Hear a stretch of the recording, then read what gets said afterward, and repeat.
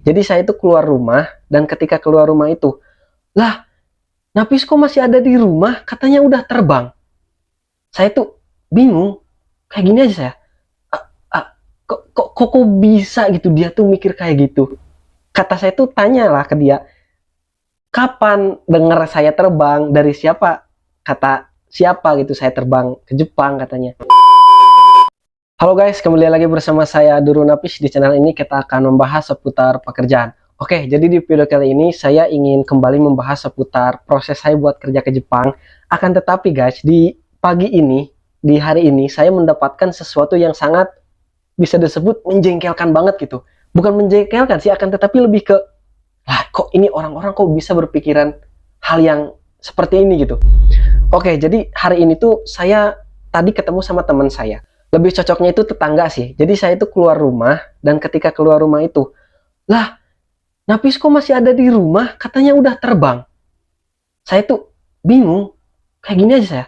"Ah, ah, kok bisa gitu?" Dia tuh mikir kayak gitu.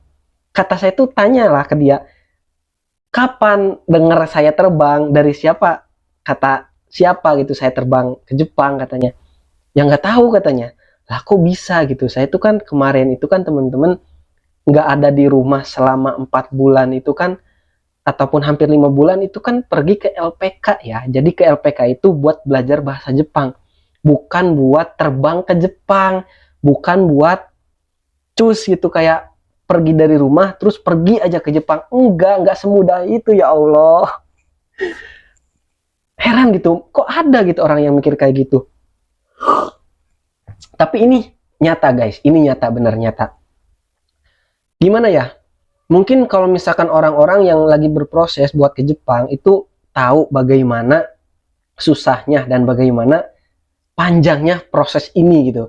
Entah itu dari masuk ke LPK, entah itu ketika belajar di LPK, entah itu menemukan hal-hal yang tidak diinginkan ketika belajar di LPK, entah itu nggak lulus ujian itu kah, nggak lulus ujian ini kah. Soalnya banyak proses-proses yang harus kita lalui.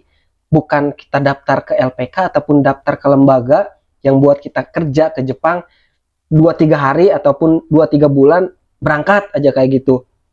Nggak ada teman-teman, sumpah.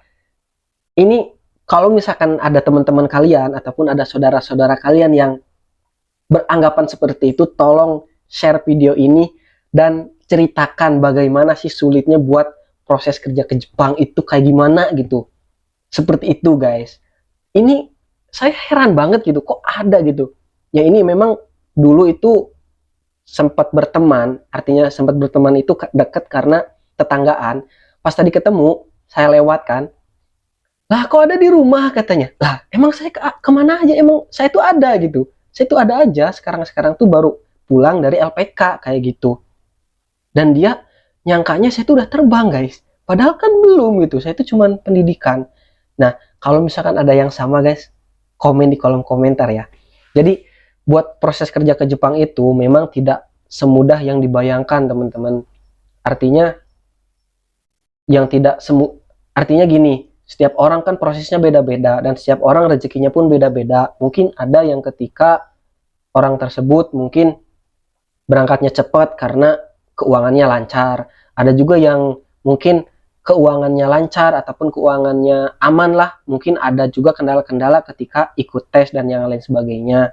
Seperti itu. Jadi saya itu selama 4 bulan ini tuh belum ngapa-ngapain. Cuman baru pembelajaran aja. Kemarin pun ada mensetsu ataupun ada interview. Yang ini nih videonya. Itu saya belum dapat rezekinya di perusahaan tersebut teman-teman. Jadi perusahaan tersebut tidak menerima saya. Ya disebut gagal lah seperti itu.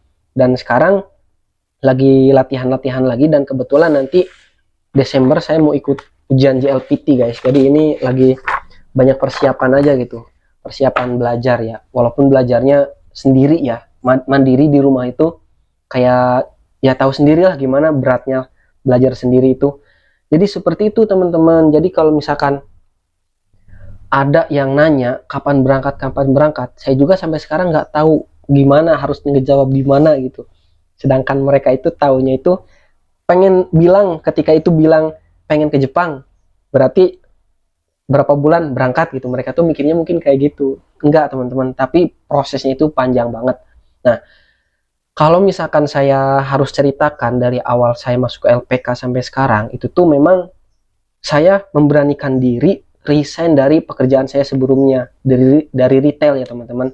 Nah, dikarenakan saya nggak punya dana yang banyak buat proses ke LPK yang berbayar, ya saya mencari LPK yang gratisan. Artinya gratisan itu yang ada dana talangnya lah gitu. Dan sampai sekarang pun saya belum keluar untuk biaya apapun untuk ke LPK. Ya maksudnya kalau biaya di LPK mah ya biaya ada, cuman kan itu mah buat makan sendiri aja, bukan buat ini, bukan buat pembayaran JFT, SSW dan yang lain sebagainya. Itu mah real dan ditalangi dulu dari LPK seperti itu. Nah, maka dari itu walaupun agak lama, ya udahlah saya berani aja. Saya ikutin aja lah alurnya sampai saat ini pun masih menunggu kabar baik dari LPK. Maksudnya kabar baik itu nunggu ada job, setelah itu ya mungkin saya tes lagi. Kalau misalkan lulus ya berarti tinggal tahap selanjutnya, yaitu mungkin urus paspor mungkin ya, terus kayak urus-urus apa ya, urus-urus visa dan yang lain sebagainya lah. Itu mah masih lama teman-teman, masih banyak hal-hal yang harus saya lakukan di proses kali ini. Mungkin sekian yang bisa saya sampaikan ya teman-teman. Semoga video ini memberikan gambaran kepada kalian semuanya.